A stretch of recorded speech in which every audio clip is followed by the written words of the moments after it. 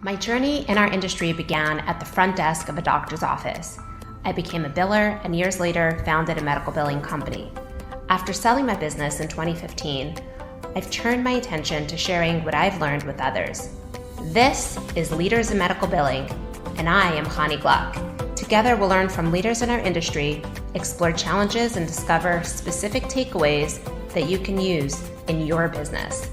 This show is sponsored by 4D Global, empowering medical billing companies to grow through offshore staffing. I am very pleased to have Ramesh Gogineni with us today. Ramesh is a founder of a medical billing company. He's a seasoned healthcare executive running a really great billing company in Virginia. He is a entrepreneur, operations strategist, doing this for over 30 years. He's the CEO of Med Strategies, which is his billing company. He's built a company focused on helping healthcare providers enhance financial performance, optimize practice management, and implement technology-driven solutions to improve operational efficiency. Okay, Ramesh, so glad to have you on today. You and I know each other for a long time. We met, I'm going to say, maybe 9-10 years ago. Tell us about where we met. Hey, good morning, honey. Very nice talking to you here. I look forward to imparting my words of wisdom to your wonderful audiences. So, as far as you and I, we met at the HPMA O&M meeting. I think, in fact, I was not actually attending that meeting, but I had come there to meet someone, and that's when we connected. Yes, and then you ended up taking me to dinner somewhere in Washington, and I got to know you and your company a little bit better. And what I find, I want to talk a little bit about your background. So tell me about younger Ramesh. Where did you grow up? And give us a brief background of how you got into medical billing and where you're from. That's an interesting story, honey.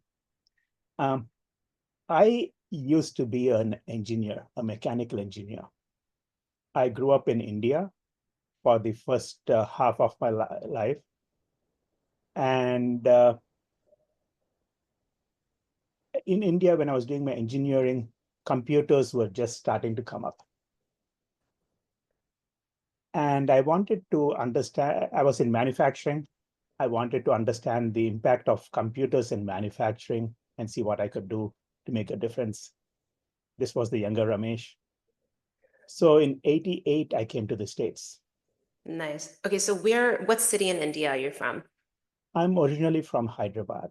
Hyderabad. Okay, and you I'm in came a in. village close to Hyderabad, but my father Okay. was in the government. I grew up all over India, and we were sort of transferred. So I visited different parts of the country. So I had a little bit of exposures compared to different other people in India who are normally in specific areas.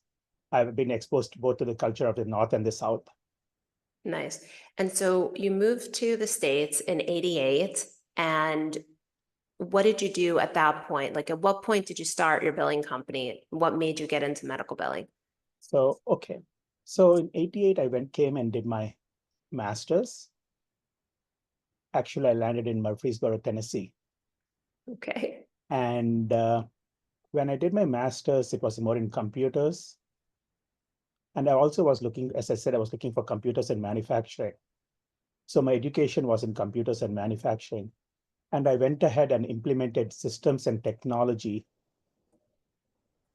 in small and large corporations across the USA after I finished my studies and joined a consulting firm. Okay. So I was very strong in operations. I got married around 94 to a physician.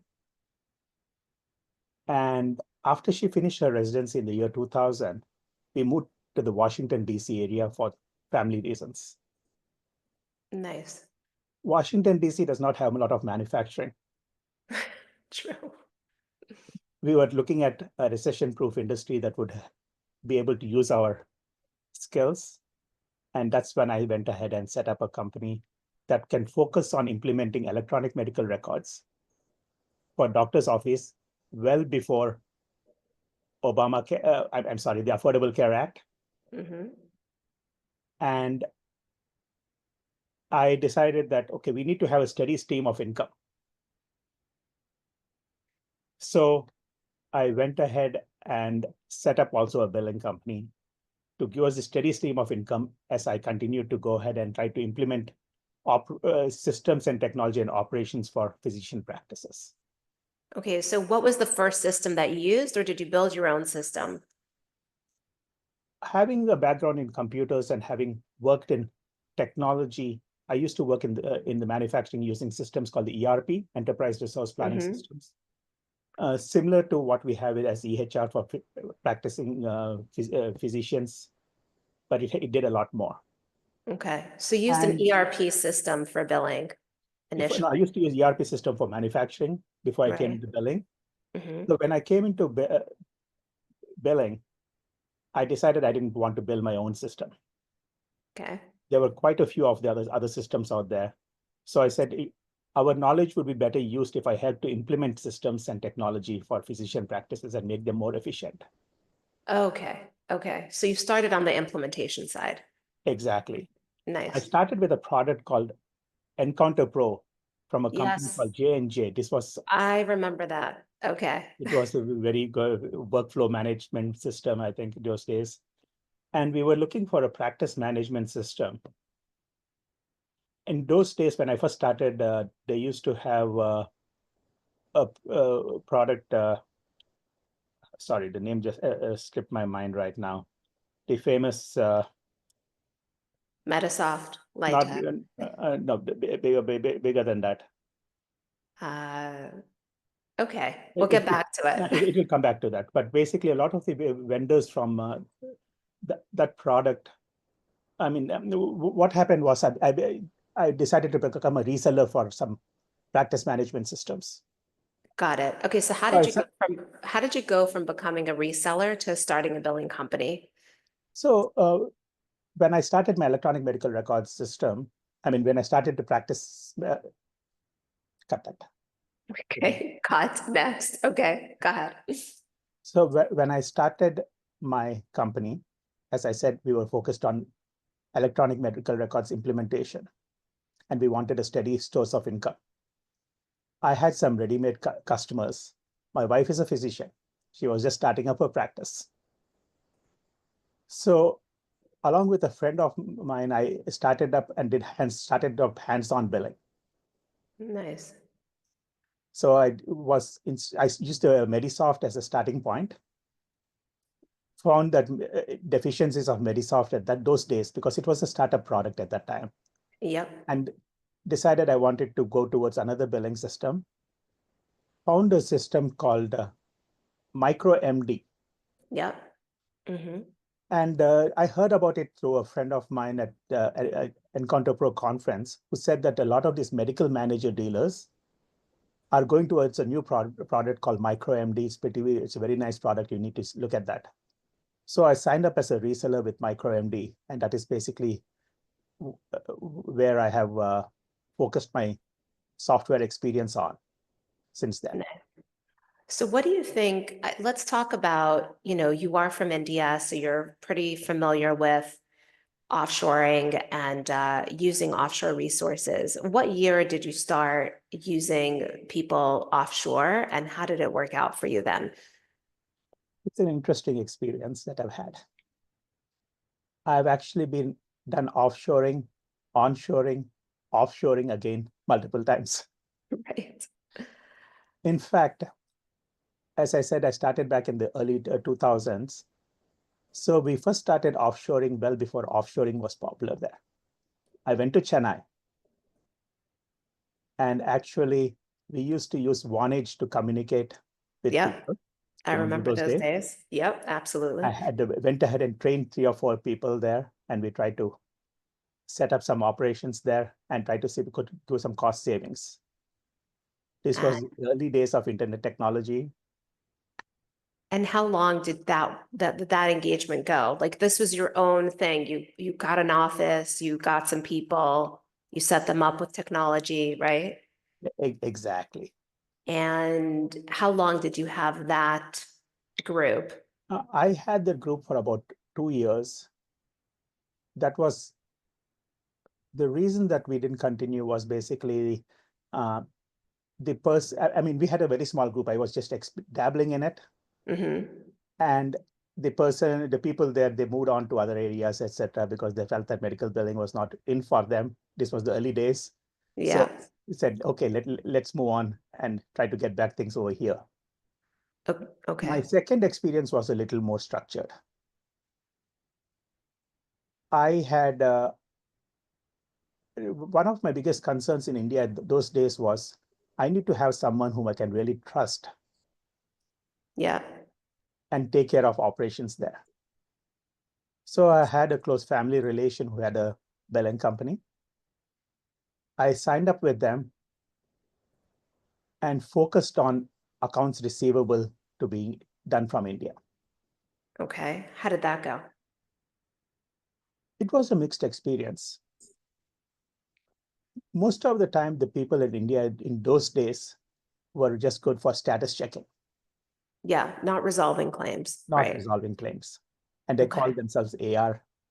Right. They were just checking status and sending it right back to you, right? Exactly. It's a And major frustration. Yeah. in those days, they did not even have the experience or the capability to come back and say, hey,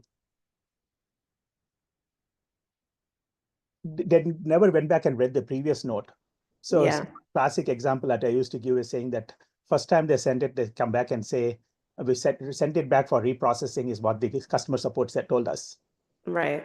Then the second time they call on the same claim because it's not got paid, and they came back and said claim is not found. They didn't even Right. bother to come back and Right. articulate Yeah. this is what happened last time. So I found that to be a little bit of a frustrating experience to try to train them, try to make sure that things were done right. And so I said, let me just try to do things onshore. Okay. And how's that working out? Well, actually, that worked out very well. But then the costs uh, after COVID time, Hmm. it became costs became really expensive over here. Couldn't find the right people. Hmm. And I also found that people nowadays, at least the youngsters, are having a little bit difficulty in trying to focus on what they need to do. Yeah. Yeah. So I decided that it would make better sense for me to cut costs and try to get a team under my direct control in India. Hmm. Okay. And I not only started with India, but recently I've also started in the Philippines. Okay. So having individual people that you found through LinkedIn or other places work directly with you, correct? Exactly. And that's what we are doing right now. We are actually have people in both India and the Philippines Okay. complementing the team that we have here. So they work in tandem. Hmm. So getting the best of both worlds. We are trying the best talent that we can find anywhere. Instead of restricting ourselves to the talent at one particular location, Hmm. we have a very thorough vetting process that we go through right now nowadays. We make sure that the people clearly understand what they're supposed to do. Very what's it called? How to's are clearly articulated for them. It's a very Hmm. tight ship that we run right now. Nice. So it's working. It's You're, working great because I'm finding the best talent from across the world with people who are really interested in what they want to do. yeah, 100%. Tell me about the ratio of offshore to onshore people. What percentage do you think is an ideal percentage to have offshore versus onshore? Well, each billing company is going to be different. But as a billing company, what do you think is a good percentage to I have? would say it would be a 70% offshore, 70 to 80% versus 20 to 30% onshore would be a good mix. And what do you think are some activities that do well in the US and what activities do well offshore from your experience? From my experience, data entry, if it's accuracy of data like charges, demographics, verification of demographics, making sure that you can do quality checks, etc. All of those things are better than offshore. Okay. The unfortunate part about offshore is that they don't really understand the environment we have here, how we can clearly articulate and challenge some of the denials that are going on correctly. So do you keep all AR onshore, or what do you do with your AR? We are training our offshore team to make sure that they can handle components of the AR that we need to do offshore. Then we Okay. have automated some systems, etc., to do some appeals, etc. Okay. Informatics is a big thing for us to come back and look at the denial trends, denial analysis, etc., and then give them clear instructions on how to do the how they can appeal certain denials. Okay. Cool. Well, let's talk about technology, because I know you're an engineer by nature, so you're always looking to make things more efficient. Are there any pieces of technology or tools that you like that are working for you, that you want to recommend or talk about? And nowadays, as we look at technology is changing a lot. We have artificial intelligence, we have robotic process automation, AI, everything is there. And then we start looking at clearinghouses where that information, who has a lot of the information that you're looking at. Right. And then you see some of the clearinghouse information, what they're getting as far as tools go. Yeah. So you're able to use some of the tools information from the clearinghouses directly and supplement it with robotic process automation, looking at some of the other tools, AI analytics, etc. Right. And at the end of it, you're able to come back and go to the root cause of denials and start addressing the root cause of denials through a combination of process and technology. See, fundamentally, what we have to look at here is not just the technology piece of it, but we also need to look at the people who are getting that information. I'll just give you a very simple example. Let's look at the appointment process. Physician practices, when they go, they bring in people who say, hey, I have so many years of experience in handling so many insurances, etc., but I'm primarily a medical assistant or a front desk receptionist, right? If you ask them the difference between an eligibility and benefits, 50% of them are not able to answer what's the difference between eligibility and benefits. They understand that we might be in network with certain insurance companies, but they don't understand that we could be in network with insurance companies, but we could be out of network with specific plans within that insurance company. Right. And unfortunately, even insurance companies don't give us all of that information correctly. At the HPMA, when I was part of the HPMA, leading the commercial relationship payer group, we were talking to different payers. And they were surprised to see the amount of detail that we were expecting and what they were giving was not congruent. Right. Right. So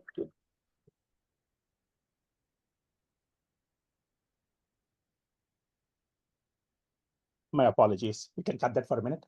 I'll just reduce that. Sorry about that. Okay. Okay. So so they were very they were surprised that we are not getting the information we want. Right. Any amount of technology I can put in there is not going to work if my team doesn't know what's the correct information that they have to get. And claims could get denied just because of this very simple reason. So it's not just technology that you have to look at. You have to understand the whole process. You have to understand how the whole cycle interacts with each other. And that is one of the differentiating factors that MedStrategies brings to our clients. We don't call ourselves just a medical billing company. We call ourselves a revenue cycle management company.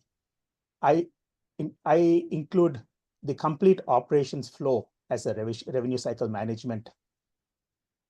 From the appointment, checking eligibility until the claim is paid, right? The entire claim is paid. process. Exactly. So training the front desk on how to get proper eligibility and benefits, right? for them to understand exactly what they need in order to get a claim paid. Okay, great. Exactly. As we wind down here, tell me a little bit about what you're looking forward to or what's exciting to you about the future of medical billing. See, what I like here is the partnership that is going on between the payers and providers.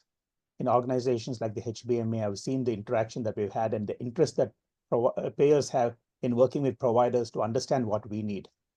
Nice. Then one side that's a component of it, and then there's one side is the technology piece of it. There are pieces of things that we can put into the process that makes life easy for everyone. Right. And streamline things. So what used to be a laborious process earlier is being automated a lot more. Yes. And that's something that makes me excited. Okay, great. Yeah, I'm excited too. I think it's going to hopefully make things a lot faster and easier to get certain, manual tasks that is very human driven. Hopefully we'll get things a lot more technology driven, just offset with people. Is there anything that you'd like to talk about that we didn't touch on? Well, I think if people can really understand the implications of what they do, understand why they're doing certain things, medical billing should not be that complicated. The unfortunate thing is the constant changes in regulations and how it impacts what we do every day.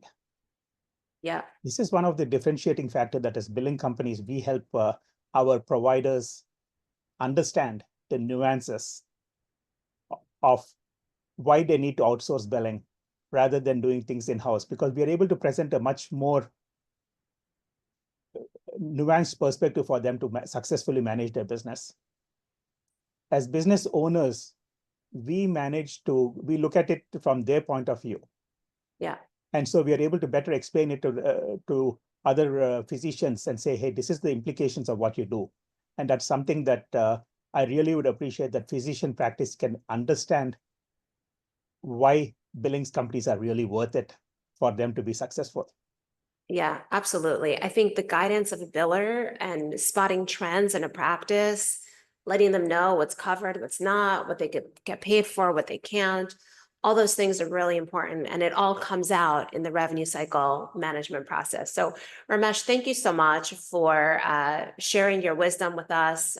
You've been in this industry for a long time. I think it's quite unique that you're a billing company owner, born and raised in India, tried India, didn't necessarily work out as you anticipated. And just as a true entrepreneur, you just decided to build it the way it works for you. So good for you. That's great. We always like to hear stories about how people are navigating this industry. So thank you for sharing with us. Where can people find you? They can find me on my web at www.med-strategies.com.